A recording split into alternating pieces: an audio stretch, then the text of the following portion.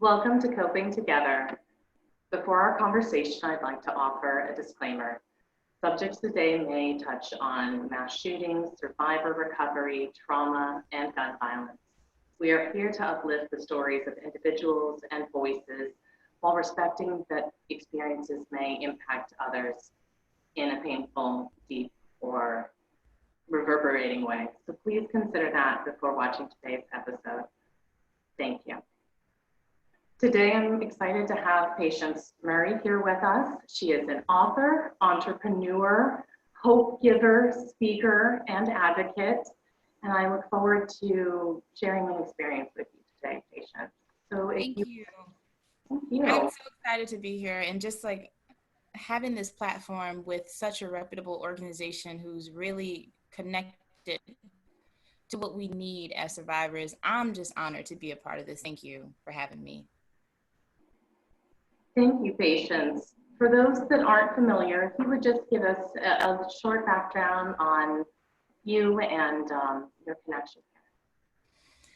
So I'm a survivor of the Pulse nightclub shooting that took place on June 12th, 2016. And even though it's been a few years, I still struggle around this time because I was there, inside the club, inside the bathroom with the shooter. So I remember certain details that sometimes around this year I wish I could forget. And it all started with a girls' night out. You know, just imagine being so happy, your first time on vacation in Orlando. And this was my first time ever getting on a plane. This was my first like actual vacation with, you know, family. So I was excited. And then pretty much, and that's just how life is. You know, you go out the first night and then Pulse happens. And that's pretty much my connection with Orlando. And even though it's a little painful, I'm still okay to talk about it. And because I feel like that's a part of healing as well. And you are rooted in the experience we have here in Central Florida, and as the queer community and community of allies come together with hope and love around this time.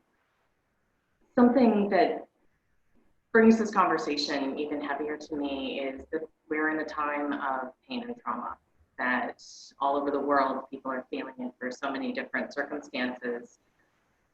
Is there something you would want from your experiences, from the journey you've taken growing and healing? What would you want people to keep in mind right now as they're facing life day to day that might bring pain? So it's twofold. You have to first be the good that you want to see in the world, and then you have to see the good in the world. Because right after the shooting, and I was shot in both of my legs, and the bullet that entered my right thigh pretty much shattered my femur bone until it took me a couple months to be able to even walk again. And that's at 20 years old. So imagine being immobilized at 20 years old, and then the emotional turmoil, that trauma, dealing with the images that I saw, people dying all around me, blood everywhere, blood coming from me, seeing my friends, you know, injured, die. So those are a lot of things to process and deal with. And they're all negative. They're all negative images. So I had to start seeing the good in the world, relying on the love that I was getting from members in the Orlando community, from people who are extending that love and that support. I had to hold on to that and grasp onto it, because other than that, I was just filled with the negative thoughts and the negative images that I still had in my head. So you first have to be the good. And the way that I was able to pretty much fight and combat those negative energies that I was still dealing with, like well after the shooting, months and months after the shooting, I was still waking up screaming from night terrors. So I decided to use my voice to be a platform, to be the good that, and I know it sounds so cliche, but just doing one step at a time that you can from your platform. Use your voice however you think you can make a difference, and that'll help you on the inside. Knowing that that's what you have power over, that's how you respond to life, is that's where you find your power. So I know it's so many things that are out of our control, especially during a time like this, but speaking from someone who's been through something that I had no control over, I didn't even know if I was going to make it out alive. But somehow I still was able to see that even though in a world full of so much bad and unfairness and injustice, that people can still have their humanity, and people can still be kind, and people can still share love, and people can still uplift and encourage and empower. And I wanted to be one of those people. And I challenge everybody who's watching this to be one of those people. It's so easy to let negative energy just take your whole aura, but don't let that take your light. I've got goosebumps, Patience. It's such a powerful statement because you absolutely cannot see good when, or it's hard to find good when you are just surrounded. So challenging yourself to be the good first is such a foundation stone. And you're using cliches, but thank goodness you do, because they're things we've heard before and they do make sense and they are true. So you have natural supports in your life. You shared with me a celebration recently. Yeah. For me, who you reach out to in life and who helps you feel strong? So my husband is a huge part of my support system right now. And I just actually recently dealt with the passing of my brother. And that was completely like unexpected.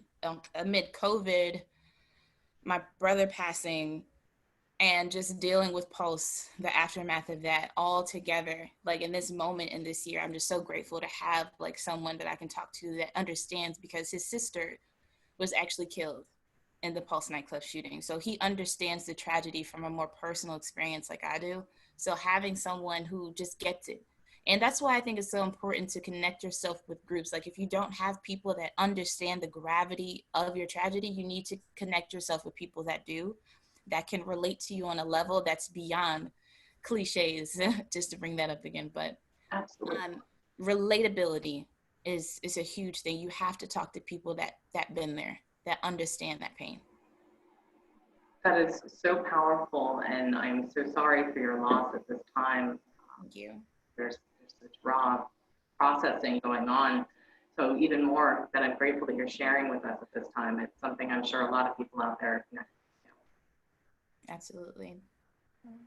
When you are reaching out and supporting your grief, I'm sorry to put you on the spot, but what helps you feel day to day? What brings you solace and peace? Solace and peace. I think it kind of comes back to like my first point about seeing the good and being the good, my faith. Having belief that there still is good and that there still are things to look forward to in the future, that I can still have the life that I want after this and after this and after this thing that happens, because no matter what comes, and it's sad that pain is inevitable. Bad things are going to happen. That's a reality. So how we respond to these things that happen is where we get our power back. And that's what I focus on every day. I focus on increasing my faith. I focus on increasing my view of the world, understanding different perspectives, and just trying to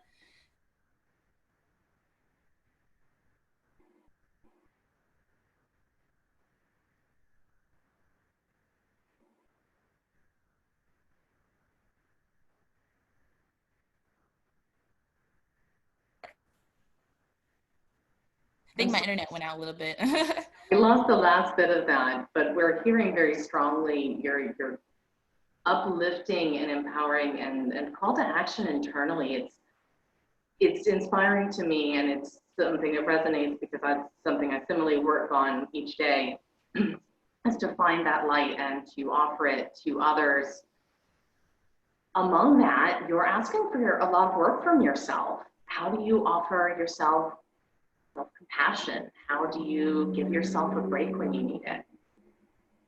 It's okay to cry. And sometimes we think that if we're crying, it's because, we've done something wrong or something has been done wrong to us. But sometimes we have to cry to release energy that's inside of us, built up energy. We have to cry to release sometimes. And I find that after I cry, I feel a lot lighter and the world seems a little bit more clear. And just sometimes you just have to let yourself feel. We can't run away from these emotions. We can't run away from trauma. That's just something that you can't do. And a lot of people try to do that and it doesn't work because it always comes back to haunt you. So you have to deal with it. And the more you deal with it, the more you'll find peace because you're finding power in dealing with it. So. And whether it's something as intensive as trauma or these day-to-day stresses and pains that we're feeling that keep us really raw, Yes. so on the day-to-day relatable sense of that, there's got to be an outlet, and you either create it or it's going to happen. So you're absolutely right. I hear that so strongly. It's let yourself let it out, or it's going to result in something else. Yeah, and that's the reality. And I could say, like, you know, I write or I sing, like these things that help me, you know, these are true. But the reality is sometimes you just have to allow yourself to feel these things in the moment and just allow yourself to heal naturally instead of forcing it. You don't have to force yourself to, you know, be an advocate or activist if that's not what your heart is telling you to do. Sometimes you have to heal within yourself first before you can give. So it's okay to feel. It's okay to express yourself and just be human. I love that. I love taking it to that human place of forgiveness and process and experience, and allowing yourself to touch and feel what's going on inside you. Finding hope after you process that, knowing that those feelings will pass through and process, not that they're necessarily going to go away, but they're going to change and to evolve. What's something you look forward to that gives you hope, that brings you light day to day, other than your faith or in addition to your faith?